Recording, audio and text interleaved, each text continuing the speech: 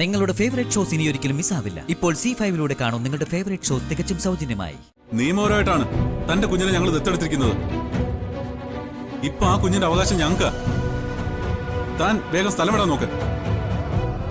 എല്ലാവരും എന്നോട് ക്ഷമിക്കണം. നിങ്ങൾ എന്റെ കുഞ്ഞിനെ ദത്തെടുത്തത് ഞാൻ പത്രത്തിൽ വായിച്ചാണ് അറിഞ്ഞത്.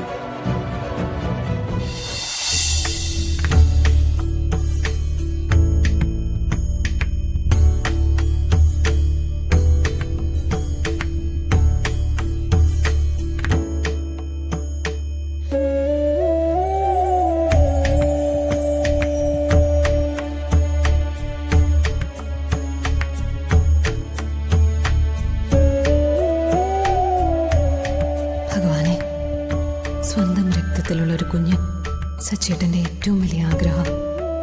ഒരുപാട് ട്രീറ്റ്മെന്റ് നടത്തി. നിനക്കെല്ലാം അറിയാലോ. ഞങ്ങളുടെ ഈ സങ്കടം എത്രയും പെട്ടെന്ന് നീ മാറ്റിത്തരണം. ഞങ്ങൾക്കൊരു കുഞ്ഞുണ്ടാവണം.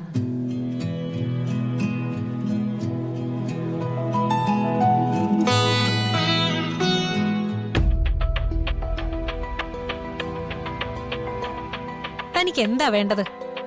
എനിക്ക് വേണ്ടത് എന്താണെന്ന് മേഡത്തിന് നന്നായിട്ട് അറിയാലോ. അത് നടക്കില്ല എന്ന് ഞാൻ പറഞ്ഞതല്ലേ. അത് നടന്നില്ലെങ്കിൽ മറ്റു പലതും നെല്ലിശ്ശേരിയിൽ നടക്കും. എന്താ ഭീഷണിയാണോ? അങ്ങനെ തന്നെയാണെന്ന് അങ്ങ് കൂട്ടിക്കോ. എനിക്ക് എന്റെ കുഞ്ഞിനെ ഇടയ്ക്കിടയ്ക്ക് കാണണം. മേഡം ആ കുഞ്ഞിനെ എടുത്തോണ്ടൊന്ന് കാണിക്കുകയും വേണം. അതിനെ ഞാൻ നിന്റെ വേലക്കാരിയൊന്നും അല്ല. ഇനിയും താൻ കുഞ്ഞിനെ കാണണമെന്ന് പറഞ്ഞ് നെല്ലിശ്ശേരിയിലേക്ക് കയറി വന്നാ വേറെ ചില തീരുമാനങ്ങൾ എനിക്കും എടുക്കേണ്ടി വരും. മേഡം എന്ത് തീരുമാനം എടുത്താലും എനിക്ക് യാതൊരു കുഴപ്പമില്ല. നിങ്ങളുടെ ഭീഷണിയൊന്നും എന്നോട് വേണ്ട. എല്ലാം പുറത്തറിഞ്ഞ കുഴപ്പം നിങ്ങൾക്ക് തന്നെയാ. ഞാൻ പറയുന്നത് പോലെ നിങ്ങൾ ചെയ്തില്ലെങ്കിൽ ഞാൻ നെല്ലിശ്ശേരിയിലേക്ക് അങ്ങ് കയറി വരും. എനിക്ക് മുകളിൽ ആകാശവും താഴെ ഭൂമിയാ. വേറൊന്നും നോക്കാനുമില്ല.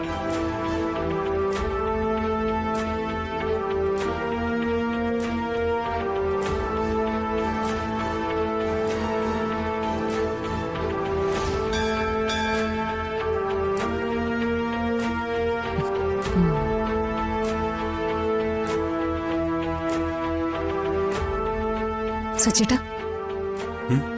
അത് നോക്കി. അവന്തികേട്ടത്തെയും ശിവരാമേട്ടനും അല്ലേ ഇത്?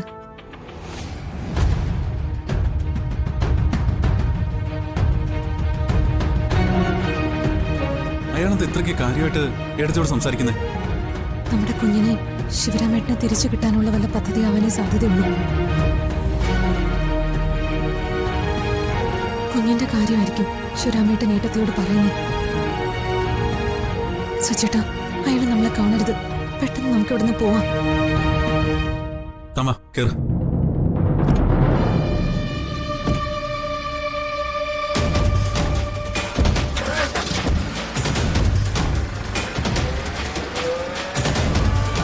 മേലിൽ ഇമാതിരി ഭീഷണിയായിട്ട് എന്റെ അടുത്തേക്ക് വരരുത്. വരും. അല്ലാതെ എന്റെ കുഞ്ഞിനെ കാണാൻ എനിക്ക് വേറെ വഴിയില്ല. എന്റെ ഈ ആവശ്യം മേഡം നിഷേധിച്ചാൽ ഞാൻ നെല്ലിശ്ശേരിയിലേക്ക് കയറി വരുമെന്ന് പറഞ്ഞാൽ വന്നിരിക്കും. എന്നാലേ അന്ന് നീ ജയിലിലാവുകയും ചെയ്യും. നിന്റെ ഭാര്യയെ വിഷം കൊടുത്ത് കൊന്ന കേസിൽ പോലീസ് നിന്നെ അറസ്റ്റ് ചെയ്യുകയും ചെയ്യും. അതിനുള്ള എല്ലാ ഏർപ്പാടുകളും ഞാൻ ചെയ്തിട്ടുണ്ട്. എന്നെ കൊണ്ടത് ചെയ്യിക്കരുത്. പിന്നെ ഇതുപോലുള്ള കൂടിക്കാഴ്ചക്ക് എന്നെ വിളിക്കുകയും ചെയ്യരുത്.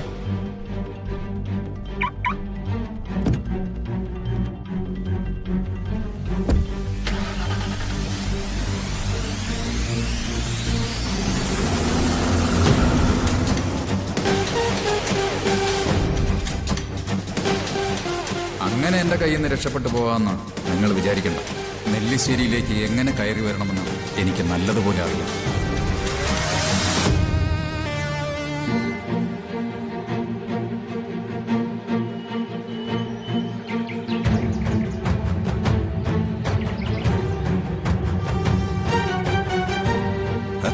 സാർ എന്നെ രക്ഷിക്കണം.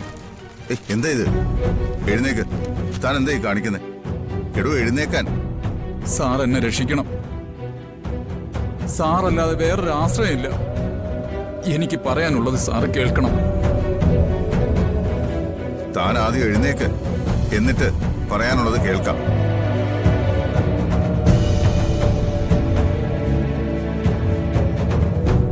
ആരെയും ബുദ്ധിമുട്ടിപ്പിക്കാനോ ഒന്നുമല്ല ഞാൻ ഇങ്ങോട്ട് വന്നത്. ഞാൻ പറയുന്നത് ഒന്ന് കേൾക്കണം. അച്ഛാ, ഇനി ഇയാൾ ഇവിടെ കയറ്റരുത്. സ്വന്തം കുഞ്ഞിനെ കാട്ടിൽ കൊണ്ടുപോയി ഉപേക്ഷിച്ച വ്യക്തിയാ. ഇയാൾ പറയുന്നൊന്നും അച്ഛൻ വിശ്വസിക്കരുത്. എടോ, നിയമപരമായിട്ടാണ് തന്റെ കുഞ്ഞിനെ ഞങ്ങൾ ദത്തെടുത്തിരിക്കുന്നത്. ഇപ്പൊ ആ കുഞ്ഞിന്റെ അവകാശം ഞങ്ങൾക്ക്.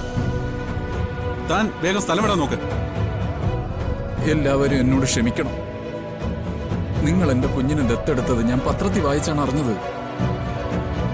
ഞാനിപ്പോ വന്നത് ഒരു അവകാശവും പറയാനല്ല, ആ കുഞ്ഞിനെ നിങ്ങളുടെ കയ്യിൽ നിന്ന് കൊണ്ടുപോകാനുമല്ല. ആ കുഞ്ഞിനെ നിങ്ങൾ തന്നെ വളർത്തിക്കോളൂ. പക്ഷേ എനിക്ക് പറയാനുള്ളത് കേൾക്കാൻ എല്ലാവരും മനസ്സ് കാണിക്കണം. അതിനു മുമ്പ് എന്നെ ഇറക്കി വിടരുത്. തനിക്ക് എന്താ പറയാനുള്ളത്? എന്റെ ഭാര്യയുടെ മരണം എന്റെ സമനില ആകെ തെറ്റിച്ചു. കുഞ്ഞിനെ കൂടി നഷ്ടപ്പെട്ടപ്പോ ഞാൻ ഭ്രാന്ത് പിടിച്ച് നാട് വിട്ടതാ. നഷ്ടപ്പെട്ടതല്ലോ, അതിനെ കൊല്ലാൻ വേണ്ടി കാട്ടിക്കൊണ്ട് കളഞ്ഞതല്ലേ?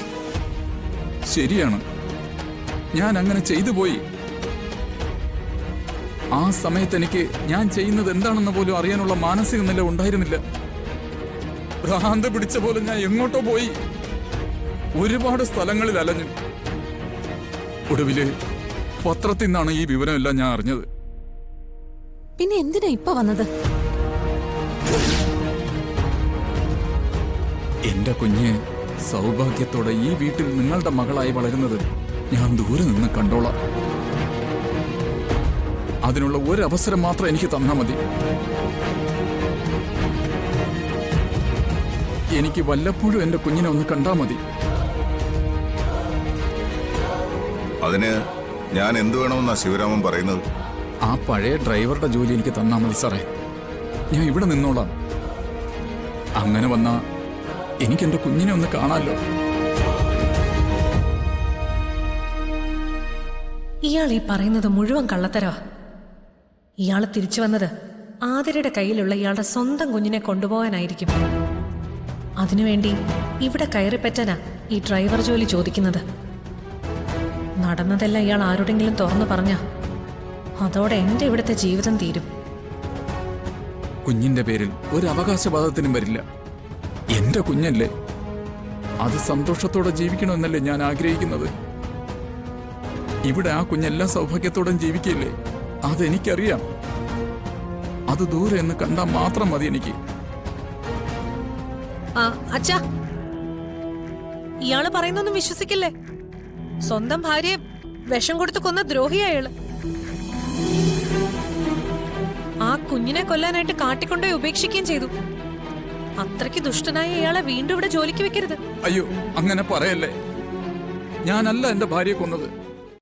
ഡൗൺലോഡ് ചെയ്യൂ C5 ആപ്പ്. കാണൂ എല്ലാ എപ്പിസോഡുകളും സൗജന്യമായി.